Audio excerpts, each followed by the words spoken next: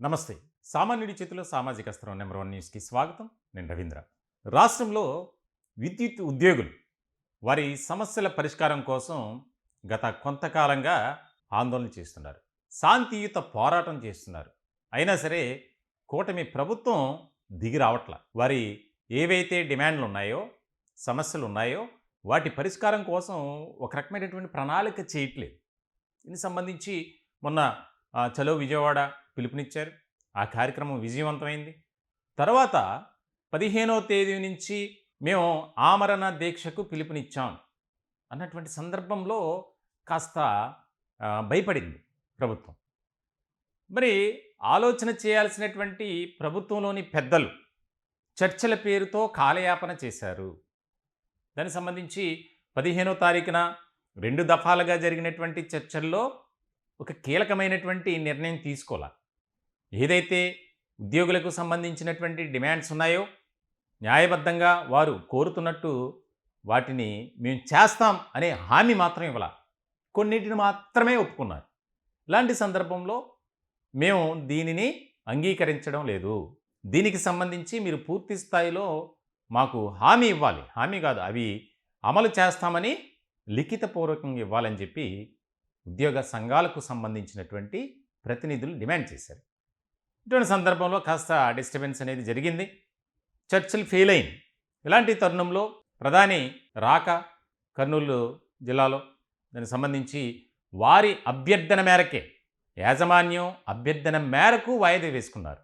మరికొద్ది గంటల్లో దీనికి సంబంధించి ఒక కీలకమైనటువంటి చర్చ జరగబోతుంది. ఈ చర్చలో ఏదైతే విద్యుత్ ఉద్యోగులు ఎప్పటి నుంచో కోరుతున్నటువంటి వాటిని అమలు చేస్తాం అని మాట ఇవ్వకపోతే రాష్ట్రం చీకటి కాబోతుంది అనేది మనం చెప్పుకోవాలి. ఆ పరిస్థితి రాకుండానే ఉండాలి అనేది మా ఆలోచన. ఎందుకనంటే రాష్ట్రంలో ఉన్నటువంటి వాటిని ప్రధానమైనటువంటి సమస్యలపై ఫోకస్ పెట్టినటువంటి నెంబర్ 1 న్యూస్ ఉద్యోగుల సమస్యలపై కూడా గత కొంతకాలం నుంచి వీడియోస్ చేయటం, న్యూస్ ఇవ్వటం జరుగుతుంది. దీనిలో భాగంగా చాలామంది మాకు సపోర్ట్ చేస్తున్నారు. అనేక విషయాలను చెప్తున్నారు. వారి బాధ, వారి ఆవేదన, ఆందోళన, ఆక్రందన అంతా కూడా వారు మాకు చెప్తున్నారు.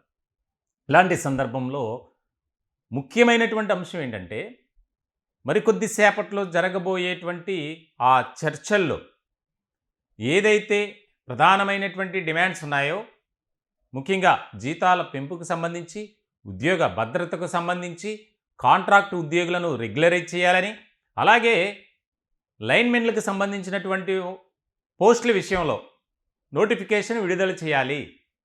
ఎన్నో సంవత్సరాలుగా ఎక్కడా కూడా నోటిఫికేషన్ అనేది విడుదల చేయట్లేదు. దానివల్ల చేస్తున్నటువంటి ఉద్యోగికి అదనపు పనిభారం పెరుగుతుంది అనేది వారు డిమాండ్ చేస్తున్నారు. దీనికి సంబంధించి అన్నీ కూడా సానుకూలమైనటువంటి రీతిలో స్పందించాలి. కారుణ్య నియామకాల విషయంలో, అలాగే మెడికల్ రీఎంబర్స్మెంట్ విషయంలో ప్రతిదీ కూడా పెండింగ్లో ఉన్నటువంటి డిఏలు కానీ ఇతర బకాయిలు కానీ వెంటనే చెల్లించాలి. సరే, వెంటనే చెల్లించకపోయినా కనీసం మాట అనేది ఇవ్వాలి. ఇదిగో ఇన్ని దశల వారీగా మేము చేస్తాం, చేయకపోతే మీరు మీ ఇష్టం వచ్చిన నిర్ణయం తీసుకోండి అనాలి. కానీ అసలు యాజమాన్యం సంప్రదింపుల్లో వాటిని పరిగణలోకి తీసుకోవట్లా. అది వారి బాధ.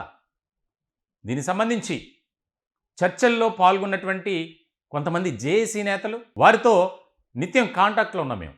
ఏం జరుగుతుంది, ఏం జరగబోతుంది, దీనికి సంబంధించి ఫీడ్బ్యాక్ తీసుకునే ప్రయత్నం చేస్తున్నాం. 2 దఫాలుగా జరిగినటువంటి చర్చల్లో ఏ రకమైనటువంటి పరిస్థితి ఉంది, ఇప్పుడు మరికొద్ది సేపట్లో జరగబోయేటువంటి ఆ యొక్క కీలకమైనటువంటి సమావేశం చర్చల్లో యాజమాన్యం ఎటువంటి నిర్ణయాలు తీసుకోబోతుంది, తీసుకోకపోతే ఒకవేళ ఉద్యోగ సంఘాలకు సంబంధించి వారు ఒక స్టాండ్ మీద ఉన్నారు. మేమైతే ఇవన్నీ చేస్తేనే ఒక రకమైనటువంటి విధానంతో ముందుకు వెళ్తాం, లేని పక్షంలో మేమేంటో ఈ ప్రభుత్వానికి తెలిసొచ్చేలా చేస్తాం అని వారు చెప్తున్నారు. వారితో చర్చల్లో 2 దఫాలుగా జరిగినటువంటి టాక్స్లో పాల్గొన్నటువంటి వారు ఇప్పుడు మళ్ళీ చర్చలకు వెళ్ళబోతున్నటువంటి కొంతమంది ఉద్యోగ సంఘాలకు సంబంధించి వారు న్యాయమైనటువంటి డిమాండ్స్, మాకు ఇది చెయ్యండి. ఎందుకనంటే రాష్ట్రంలో మనం కనీసం ఒక 2 నిమిషాలు కరెంటు పోతే 2 నిమిషాలు అక్కర్లా 2 సెకండ్లు కరెంటు పోతేనే ఉండలేనటువంటి పరిస్థితి. మరి ఆ ప్రకృతి వైపరీత్యాలు గానీ, లేదా ఇతర అంశాలకు సంబంధించి ఏదొచ్చినా సరే మనమంతా సంతోషంగా, ఆనందంగా ఇంట్లో ఉంటాం. కానీ విద్యుత్ ఉద్యోగులు గానీ, కార్మికులు గానీ, కాంట్రాక్ట్ వర్కర్స్ గానీ రోడ్డు మీద వారు పోల్స్ మీదో లేదా అక్కడ ఇక్కడ పనిచేస్తున్నటువంటి పరిస్థితి. ప్రాణాలకు తెగించి చేస్తున్నటువంటి విద్యుత్ ఉద్యోగుల భవిష్యత్తు సంక్షేమం విషయంలో ఈ ప్రభుత్వం ఎందుకు సానుకూలంగా స్పందించట్లేదు అనేదే అందరి బాధ. కాబట్టి దీనికి సంబంధించి ఒక ముఖ్యమైనటువంటి పరిణామంగా మారింది. రాష్ట్ర ప్రభుత్వం కీలకంగా తీసుకోవాలి, ఒక నిర్ణయం తీసుకోవాలి. టాక్స్ పేరుతో వారిని మోసం చేస్తున్నారు అనేది రాకూడదు బయటికి. ఇప్పుడు అదే వచ్చింది. వారు చెప్తున్నారు, కూటమి ఎన్నికలకు ముందు ఇచ్చినటువంటి హామీలే కదా అడిగేది, మరి ఎందుకు వాటిని నెరవేర్చే క్రమంలో ఆలోచన చేయట్లేదు అనేది ఇక్కడ మనం ఆలోచించుకోవాలి. దీనికి సంబంధించి మనకి ఉద్యోగ సంఘాలకు సంబంధించినటువంటి జేఏసీ నేతలు కొంతమంది ఉన్నారు. ఫోన్లో వారితో మాట్లాడే ప్రయత్నం చేద్దాం. హరికృష్ణ గారు ముందుగా మాట్లాడదాం ఆయనతో. సార్ నమస్తే హరికృష్ణ గారు. నమస్తే సార్, నా పేరు M Harikrishna sir. P2841 EPDCL company president. Okay. JAC భాగస్వామ్య పక్షాల్లో మేము కూడా అంతర్భాగమై ఉన్నాం. ఓకే.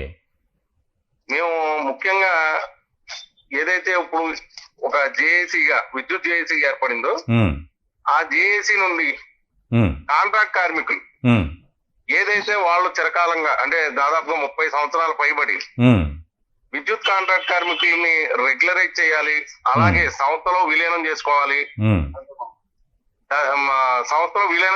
అలాగే డైరెక్ట్ పేమెంట్ ఇవ్వాలనే అంశాల మీద దశాబ్దాల తరబడి పోరాటం చేస్తున్నాం. ఓకే. 2014లో ఏదైతే ఆంధ్రప్రదేశ్ రాష్ట్రం విభజించబడిందో అప్పటి వరకు కలిసి ఉన్న మా కాంట్రాక్ట్ కార్మిక సోదరులందరూ కూడా కొంతమంది తెలంగాణ భూభాగంలోకి అలాగే ఆంధ్రప్రదేశ్ భూభాగంలో ఉన్నారు. ఓకే. తెలంగాణ రాష్ట్రంలో అక్కడ ఉన్నటువంటి గౌరవ సీఎండి గారు అలాగే ప్రభుత్వం కూడా కేసీఆర్ గారు కూడా మంచి మనసుతోటి వీళ్లతోటి మనం నిర్విరామంగా 24 గంటలు పనిచేయించుకుంటున్నాం, 365 రోజులు పనిచేయించుకుంటున్నాం. వీళ్ళ ఉద్యోగాలు అన్ని డిపార్ట్మెంట్లలో ఉండే టైపు ఉద్యోగం కాదు. వీళ్ళు అత్యంత భయంకరమైన పరిస్థితుల్లో పనిచేసే ఇది ఉంటుందని చెప్పేసి అక్కడ ఆ రాష్ట్ర ముఖ్యమంత్రి గారు అలాగే విద్యుత్ సీఎండి గారు గుర్తించి వారిని వాళ్ళ సంస్థలో విలీనం చేసుకోవడం జరిగింది. అక్కడ మెరుగైన వేతనాలు పొందుతున్నారు. ఇది జరిగి దాదాపుగా 2015 అంటే దాదాపుగా 10 సంవత్సరాలు గడిచింది. అక్కడ వాళ్ళ 46,000 రూపాయలతోటి గౌరవమైన వేతనం తీసుకుంటున్నారు. వాళ్ళకి మెడికల్ బెనిఫిట్స్ కల్పించారు. ఎవరైనా సంస్థలో చనిపోయినప్పుడు వాళ్ళకి మెరుగైన వైద్యం కోసం మెడికల్ ఇది కల్పించారు. కానీ ఈ రాష్ట్రంలో వచ్చిన దౌర్భాగ్యం ఏంటయ్యా అంటే మరి ఇక్కడ ఉన్న అధికారులు ప్రభుత్వాలకు తెలియజేయట్లేదా? లేదు. అలాగే ప్రభుత్వాలు తెలిసి మిన్నకుండిపోయినాయా? లేదు. ఈ కాంట్రాక్ట్ కార్మికుల సమస్యను అసలు తీర్చే ఉద్దేశం ఈ ప్రభుత్వాలకు కానీ యాజమాన్యానికి లేదా అనే సందేహం కార్మికుల్లో కలుగుతుంది. గతంలో ఒకసారి 2023లో జేఏసీకి ఏర్పడ్డాం వైఎస్ఆర్ గవర్నమెంట్ లో. ఏర్పడిన తర్వాత చర్చల దశకు వచ్చిన తర్వాత కాంట్రాక్ట్ కార్మికుల డిమాండ్ అయితే కనుక నెరవేరలేదు. అలాగని పర్మనెంట్ సంఘాలకు సంబంధించి కూడా ఎంతో కొంతగా ఒక అవుట్పుట్ వచ్చింది. ఇప్పుడు మళ్ళీ జేఏసీకి ఏర్పడ్డాం. ప్రధానంగా జేఏసీ ప్రారంభం అయినప్పుడు జేఏసీ వారందరూ కూడా చెప్పే మాట ఏంటంటే కాంట్రాక్ట్ కార్మికుల డిమాండ్ స్పష్టంగా మేము కాంట్రాక్ట్ కార్మికుల డిమాండ్ నెరవేరేంత వరకు మీతో పాటు కలిసి ఉంటాం అంటారు. చర్చలు జరిపిన మరి ఏం జరుగుతుందో మాకు అంతుపట్టడం లేదు. ప్రతిసారి ఇలాగే జరుగుతుంది. నేను దాదాపుగా ఈ డిపార్ట్మెంట్ లో జాయిన్ 21 సంవత్సరాలు అవుతుంది. అరే పక్కన ఉన్న ఇదే తెలుగు రాష్ట్రం అయినటువంటి తెలంగాణ రాష్ట్రంలో మెరుగైన వేతనాలు తీసుకుంటున్నారు.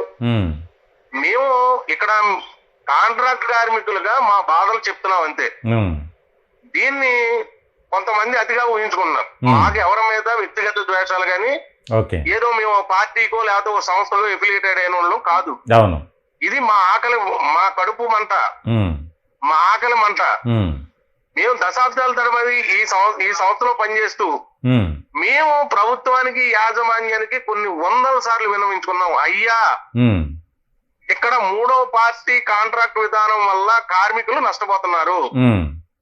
కాంట్రాక్ట్ కార్మికుల్ని థర్డ్ పార్టీ విధానం ద్వారాగా నడిపించడం వల్ల కాంట్రాక్టర్లకి సూపర్వైజింగ్ ఛార్జెస్ రూపంలో, జిఎస్టీ రూపంలో. హరికృష్ణ గారు, ఇక్కడ ఒక ముఖ్యమైనటువంటి పాయింట్ అండి. అంటే దాదాపు 2 సార్లు మీరు మొన్న జరిగినటువంటి చర్చలకు వెళ్ళారు. ఇప్పుడు మరికొద్ది సేపట్లో జరగబోతున్నాయి.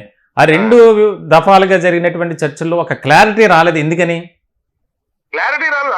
అదే చెప్తున్నామండి మేము. అసలు విద్యుత్ యాజమాన్యం కాంట్రాక్ట్ కార్మికుల పట్ల ఏ వైఖరితో ఉందనేది స్పష్టం చేయాలి ఖచ్చితంగా. అలాగే విద్యుత్ చేసి వారు మా అందరినీ కూడా ఒక కూటమిగా ఏర్పాటు చేయడానికి, అలాగే వీళ్ళందరి డిమాండ్లు నెత్తిన పెట్టుకోవడానికి సఫలీకృతం అవుతున్నారు. కానీ రిజల్ట్ వచ్చే సందర్భంలో మాత్రం అటువైపు నుంచి పాజిటివ్ రెస్పాన్స్ రావట్లేదు. ఓకే, ఏం జరుగుతుంది? మేము అనేది ముఖ్యంగా ఇక్కడ థర్డ్ పార్టీ విధానం వల్ల వేల కోట్ల రూపాయలు కాంట్రాక్టర్లకి అప్పనంగా వాళ్ళ జేబుల్లో పెడుతున్నారు. మేమేం చెప్తున్నామంటే, మీరు జిఎస్టీ రూపంలో చెల్లించే డబ్బులు గాని, అలాగే సూపరింగ్ ఛార్జెస్ ఇచ్చే కోట్ల రూపాయల ప్రజాధనాన్ని అయితే మేము ఇక్కడ సంస్థలో పనిచేసి మాకివ్వండి. లేదు, మెరుగైన సేవలు అందించినందుకు డిపార్ట్మెంట్ లో ఉంచండి. లేదు, ప్రజలకి ప్రజల మీద ఏదైతే భారం పడుతుందో విద్యుత్ ఛార్జీల రూపంలో, వాళ్ళకన్నా ఈ అమౌంట్ ని తగ్గించండి. అంతే తప్ప మిడిల్ మ్యాన్ ని ఇంటి దగ్గర కూర్చోబెట్టి కాంట్రాక్టర్లకి కోట్ల రూపాయలు దారాదత్తం చేయడానికి ఈ ప్రభుత్వానికి, మేనేజ్మెంట్ కి ఎవరు హక్కు ఇచ్చారు? ఓకే, సరే హరికృష్ణ గారు, మీరు కొద్దిసేపట్లో అక్కడ ఆల్రెడీ మీరు విద్యుత్ సౌధ దగ్గర ఉన్నట్టున్నారు. ఖచ్చితంగా నెంబర్ 1 న్యూస్ తరఫున మీ బాధను మేము అర్థం చేసుకున్నాం. అందుకే ఇన్ని దఫాలకు మేము కూడా వీడియోస్ చేయటం, ప్రభుత్వం దృష్టికి తీసుకెళ్ళడం జరుగుతుంది.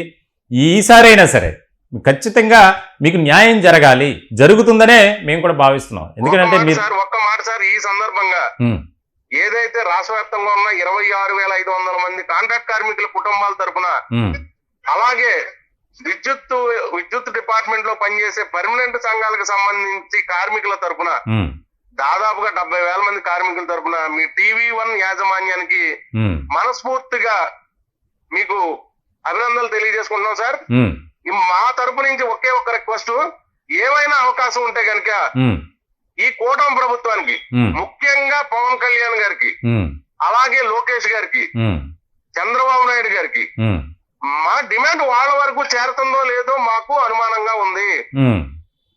మేము పెట్టే డిమాండ్లు, మీకు ఇన్ని కోట్ల రూపాయలు మిగులుతుంది, దీని వల్ల సంస్థకి నష్టం లేదు, ఏమి భారం పడదని చెప్తున్న ఈ తరుణంలో కూడా కాంట్రాక్టర్ని ఎందుకు తీయట్లేదు అనే దాని మీద ఒక్కసారి లోకేష్ గారు, అలాగే కూటమి నాయకులు అందరూ కూడా ఒక్కసారి ఆలోచించి, ఈ 60,000 మంది కుటుంబాల తరఫున ఒక్కసారి ఆలోచించి నిర్ణయం తీసుకోండి. అది మేము ప్రధానంగా ప్రభుత్వానికి తెలియజేసుకుంటున్నాం. ఓకే, తప్పకుండా హరికృష్ణ గారు, మీకు న్యాయం జరుగుతుంది, న్యాయం జరగాలనే మేము కూడా కోరుకుంటున్నాం. ఎందుకంటే సామాన్యుడి చేతిలో సామాజిక అస్త్రం మా నెంబర్ 1 న్యూస్ నినాదం. కాబట్టి ఖచ్చితంగా మీకు మంచి జరగాలనే మేము భావిస్తున్నాం. మంచి జరుగుతుంది, శుభ పరిణామం. మళ్ళీ టాక్స్ అయిన తర్వాత మనం మరొక వీడియోలో మీతో మాట్లాడే ప్రయత్నం చేస్తాను. థ్యాంక్ యూ హరికృష్ణ గారు. మొత్తానికైతే ముందుగా నెంబర్ 1 ప్రేక్షకులకు, అలాగే నెంబర్ 1 టీవీ మేనేజ్మెంట్కు నా నమస్కారాలు. ఈరోజు ఏదైతే ఉందో 10వ తేదీన మా సమ్మితాలకి చర్చలు ఈరోజు మేనేజ్మెంట్ వెళ్ళడం జరిగింది. ఈ చర్చల్లో ఏవైతే ప్రధానమైన సమస్యలు ఉన్నాయో, ఒకటి కాంట్రాక్ట్ కార్మికులు రెగ్యులర్ చేయాలి, అలాగే జేఎల్ఎం గ్రేడ్ 2 ఏదైతే ఉందో వారికి రెగ్యులర్ జేఎల్ఎం ఇచ్చే విధంగా మేనేజ్మెంట్ కంపల్సరీగా దీన్ని అంగీకారం తెలపాలి. అంగీకారం తెలపనడల మా జేసీ నాయకులు రేపు సమ్మెకి దీక్షకి దిగే ఆలోచనతో ఉన్నారు. కాబట్టి కంపల్సరీగా ఈ మేనేజ్మెంట్కి హెచ్చరిస్తున్నాను. ఈ 10వ తేదీన 3 గంటలకి ఏవైతే విద్యుత్ సౌధ దగ్గర చర్చలు ఉన్నాయో సానుకూలమైన వాతావరణంలో చర్చలు జరగాలని మనస్ఫూర్తిగా మేనేజ్మెంట్ని కోరుకుంటున్నాను. అలాగే గవర్నమెంట్ కూడా చాలా తీవ్రంగా ఖండిస్తున్నాను. జేఎల్ఎం గ్రేడ్ 2 అనే వచ్చే కొత్తగా పోస్ట్ను క్రియేట్ చేసి జేఎల్ఎం రెగ్యులర్ జేఎల్ఎం ఇవ్వకుండా పెట్రోల్ రాలిపోతున్న లైన్ మ్యాన్ని కనీసం కనికరం లేకుండా బానిస బతుకులా చూస్తున్న ఈ మేనేజ్మెంట్ని, ఈ గవర్నమెంట్ని హెచ్చరిస్తున్నాను. ఈ సానుకూలమైన వాతావరణం వచ్చే వరకు మా పోరాటం ఎలాగే కొనసాగుతుంది మనస్ఫూర్తిగా కోరుకుంటున్నాను. థ్యాంక్ యూ సార్, ధన్యవాదాలు. వారి ఆవేదన మనం విన్నాం. ఒక వ్యక్తి కోసమో ఒక ఉద్యోగి కోసమో జరుగుతున్నటువంటిది కాదు. ప్రతి ఒక్క కాంట్రాక్ట్ కార్మిక కుటుంబానికి సంబంధించి అలాగే ఎంతో రిస్క్తో కూడుకున్నటువంటి వర్క్ చేస్తున్నారు విద్యుత్ ఉద్యోగులు. మనం చూస్తాం, ఏదన్నా వర్షం వచ్చినా విద్యుత్ తీగలు భారీ గాలి వీచినప్పుడు తెగిపోయి రోడ్ల మీద పడుతుంటాయి.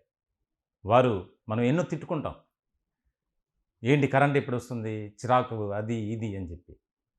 మరి అటువంటి పనిని రాత్రనక పగలనక ఎండనక వాననక చేస్తున్నటువంటి విద్యుత్ ఉద్యోగుల సంక్షేమం కోసం ఈ కూటమి ప్రభుత్వం ఒక కీలకమైనటువంటి నిర్ణయం తీసుకోవాలి. ప్రభుత్వం దృష్టికి వెళ్తుందో లేదో అని హరికృష్ణ గారు అంటున్నారు. కాదు, ఖచ్చితంగా వెళ్తుంది. వారికి మంచే జరగాలి, జరుగుతుంది. మరికొద్ది సేపట్లోనే జరుగుతున్నటువంటి చర్చలు సఫలం కావాలని దానికి సంబంధించి ఎంతోమంది ఎన్నో రకాలుగా ప్రయత్నాలు చేస్తున్నారు. మా బాధలు విని మాకు న్యాయం చేయండి మహాప్రభు అని. మరి ఇలాంటి సందర్భంలో నెంబర్ 1 న్యూస్ తరపున కూడా ఈ యొక్క జరిగేటువంటి చర్చలు సక్సెస్ కావాలని మనస్ఫూర్తిగా కోరుకుంటున్నాం. విద్యుత్ ఉద్యోగుల సంక్షేమం, వారి కుటుంబాలను అర్థం చేసుకొని న్యాయం చేసే దిశగా ఒక కీలకమైనటువంటి నిర్ణయం తీసుకోవాలి. దానికి సంబంధించి ఎందుకంటే రాష్ట్ర ప్రభుత్వ ఉద్యోగుల్లో ఒక భాగం విద్యుత్ ఉద్యోగులు. మరి కూటమి ఎన్నికలకు ముందు ఇచ్చినటువంటి హామీలు కానీ వాగ్దానాలు కానీ ఏవైతే ఉన్నాయో వాటినే అమలు చేయమని వారు అడుగుతున్నారు.